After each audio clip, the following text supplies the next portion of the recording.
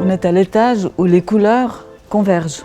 Je me suis dit, je vais faire une espèce d'hommage à Isaac Newton en travaillant avec l'idée du cercle chromatique. Donc rendre visible la décomposition de toutes les couleurs de l'arc-en-ciel à travers son prisme. Toute l'histoire de cet immeuble, elle était centrée autour de comment faire rentrer la lumière dans le projet pour rendre le bâtiment beaucoup plus agréable dans sa deuxième vie. Quelque part, votre démarche rencontrait parfaitement l'ambition qu'on pouvait avoir autour de cet immeuble. Quand j'ai compris qu'avec ces 14 000 briques, je devais en même temps ne pas laisser rentrer la lumière et en même temps lui permettre d'apporter la luminosité à l'intérieur des espaces, je me suis dit, si je veux travailler avec la couleur, comment faire pour que la couleur soit présente et en même temps que la lumière rentre.